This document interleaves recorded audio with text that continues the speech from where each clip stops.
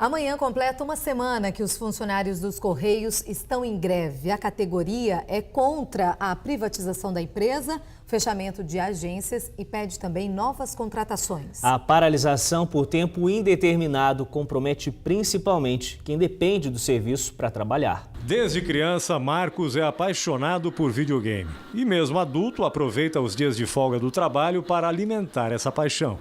As mãos do metalúrgico, habilidosas na fabricação de autopeças, demonstram o mesmo talento com o controle. Um hobby que virou negócio.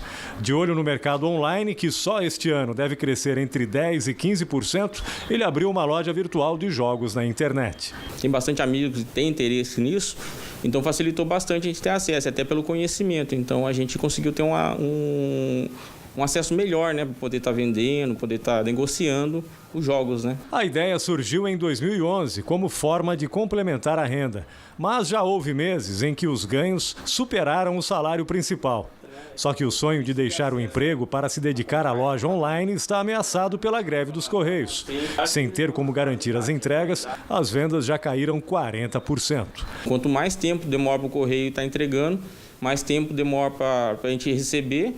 E mais pessoas também desistem porque não querem estar esperando tanto tempo para ter algo nas mãos, né? Dos 1.400 funcionários dos Correios no Vale, Litoral e Serra da Mantiqueira, pelo menos 70% aderiram à paralisação. Somente na cidade de Cruzeiro, segundo o sindicato, todos os carteiros e atendentes estão de braços cruzados. Como ainda não houve acordo nas negociações com a empresa, a categoria decidiu manter a paralisação por tempo indeterminado. Nesta quinta-feira, às 11 horas da manhã, está prevista uma nova assembleia para decidir se o movimento para ou continua. O protesto é contra a cobrança de mensalidades no plano de saúde. Hoje, os funcionários dos Correios só pagam quando usam os serviços médicos. O sindicato também nega a informação de que a estatal teria acumulado 2 bilhões de reais de prejuízo no ano passado. O Correio é uma empresa que dá muito lucro, né? É diferente daquilo que o ministro fala, né, sobre que precisa ter o corte imediato. Na verdade, tem que cortar gastos em outros pontos aí, em altos salários. A empresa não descarta a possibilidade de privatização, caso uma política de retenção de gastos não seja implantada. Em 2016, foi aberto o plano de demissão voluntária e anunciado o fechamento de mais de 200 agências em todo o país. A categoria é contra. Afirma que não há concurso público desde 2011 e defende contratação imediata. A dificuldade que os trabalhadores hoje, carteiros e atendentes, têm dentro dos Correios é a falta de funcionários, né, e não estão conseguindo suprir. A população, às vezes, vê o carteiro está demorando para passar em casa, não consegue passar todo dia. É pela falta de funcionários que nós temos aqui. Estão no direito deles de estar reivindicando, mas a gente também não quer ficar no prejuízo, então a gente torce para que resolva o mais rápido possível. Os Correios informaram que todas as agências funcionam normalmente, com exceção dos serviços com hora marcada que estão suspensos. A direção da empresa também disse que no governo não há o desejo de privatizar a estatal. Bom, mas para minimizar as dores de cabeça por causa dessa greve, é importante o consumidor saber os direitos que tem caso haja algum problema. Por isso, nós conversamos aqui no estúdio com um advogado especialista em direito do consumidor, professor da Unital, Marcos Edvagner Salgado. Muito obrigado pela presença, doutor. Uma boa noite. Boa noite, eu que agradeço. Bom, quais são as providências que o consumidor ele pode tomar caso tenha a correspondência em atraso ou a encomenda faltar? Como ele deve proceder? Bom, em princípio nós deixamos bem claro que a greve é uma coisa legal, então nada contra o movimento para melhora, para a procura do seu direito. Só que o consumidor, ele não pode ser lesado, porque o Código de Defesa do Consumidor fala assim que esse serviço é um serviço público essencial e por isso deve ser contínuo. Então qualquer dano que o consumidor possa sofrer, ele pode buscar o seu direito, sim. Justamente isso, né, doutor? Ele pode recorrer, pedir uma indenização no caso da entrega ou da não entrega, né, ou do atraso acarretar aí um dano moral, um dano material, ele pode recorrer à justiça? Sim, ele vai verificar o seguinte, a não entrega, o não cumprimento do contrato avançado, ele vai verificar qual foi a extensão do dano que ele sofreu.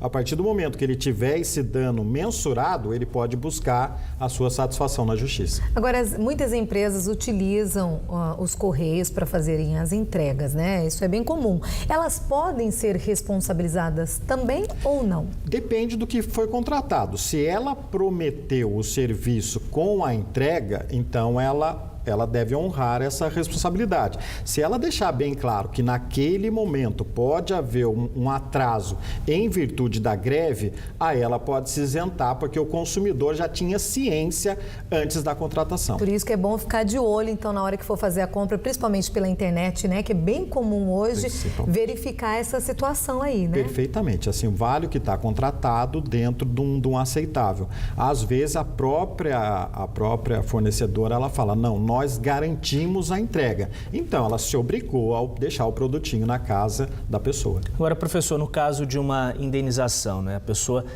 deseja recorrer à justiça pelo que aconteceu. É um caminho muito burocrático, às vezes acaba nem compensando, dependendo da mercadoria, dependendo do que aconteceu, desse dano. É um problema que nós temos na justiça. Às vezes, o valor que você vai buscar, a gente costuma dizer que não compensa você ter toda aquela dor de cabeça. Mas é uma história também. Se nós deixarmos os nossos direitos serem desobedecidos, isso acaba virando uma regra. Então, as empresas, se ganhar R$1, R$2, R$3, R$5 aqui, juntando todo mundo, ela tem um ganho considerável. Então, nós costumamos dizer assim, quem busca o seu direito não está ofendendo ninguém. Hoje tem mudado o perfil do consumidor? O consumidor está mais ciente ou buscando saber os seus direitos e cobrando o cumprimento deles? Sim, graças a Deus. Nós costumamos dizer assim, as redes sociais e o veículo de informação, aqui, a informação que nós estamos, que presta um excelente serviço à comunidade, fez com que o consumidor se torne uma pessoa mais esclarecida. Então, aquele desconhecimento que ele tinha antes, hoje ele já não tem mais. Então, ele já sabe que, se porventura ele sentir a lesão, ele tem conhecimento que ele pode satisfazer. Agora, professor, a gente está nesse período aí em greve, os Correios em greve, não chegou a correspondência na minha casa, a fatura não chegou. Pode ter aquela desculpa da pessoa dizer, olha, não paguei a fatura porque a correspondência não chegou na minha casa. Isso pode ser usado? Isso pode no sentido assim de, se você não tem gente que não tem internet, não faz pagamento, não costuma, não gosta, desconfia ainda de roubar senha, essas coisas, ela só tem um jeito de pagar através do boleto que ela recebe. Se ela não receber, a culpa não é dela. Então, fica difícil você imputar a culpa a quem não causou aquele prejuízo, aquele dano. Então, ele pode alegar, se não tiver outro meio a não ser via correio, isso é uma isenção do pagamento. Mas, logicamente, assim que o serviço voltar a funcionar, aí ele deve pagar e não pode ser cobrado juros. Tá certo, então. Professor, para a gente finalizar rapidamente, os canais seriam o quê? O PROCON para buscar? Primeiro, né? O PROCON para ver se consegue uma coisa amigável, sem necessidade de acionar a justiça. Se não tiver jeito, nós temos o juizado especial, que é uma coisa mais informal, menos burocrática, para tentar resolver também mais rápido. Se não tiver jeito mesmo, o juizado já é uma justiça, mas uma coisa mais simples. Se não tiver jeito, a gente aciona a justiça comum e aí vamos entregar para o Poder Judiciário dar a resposta a essa proteção. Tá certo, então. Nós recebemos aqui, olha, as orientações do especialista, advogado especialista em direito do consumidor, Dr. Marcos Edvagner Salgado, professor da Unital. Obrigada pelas orientações. Uma boa noite para o senhor, viu? Boa noite, eu que agradeço. Obrigado, professor. Olha, o tempo segue firme nas cidades da região. Pela manhã, os termômetros esfriam e batem baixas temperaturas, principalmente na Serra da Mantiqueira. Os detalhes no mapa.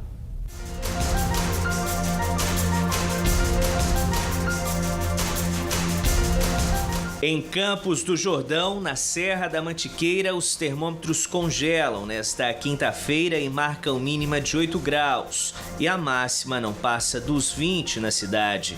No Vale do Paraíba, Jacareí, Pindamonhangaba e Lavrinhas registram máxima de 25 graus. No litoral norte, São Sebastião tem mínima prevista de 16 e máxima de 26 graus. Hoje, Lorena marcou 25 graus. Nos próximos dias, a temperatura não muda muito, mas perto do fim de semana, previsão de chuva na cidade. Em São José dos Campos, os termômetros registram mínima de 13 e máxima de 25 graus. De volta ao litoral, Ilhabela tem máxima prevista de 27 graus. No próximo bloco, quem deseja voltar para o mercado de trabalho precisa se preparar para enfrentar a concorrência. Mais de 300 vagas para cursos profissionalizantes estão abertas em Taubaté. E ainda, depois de causar uma onda de manifestações entre os moradores, Prefeitura de Cruzeiro aprova desconto no IPTU. Teve gente que recebeu reajuste de quase 200%. Hora certa para você, 7 horas e 12 minutos. Band Cidade volta em instantes.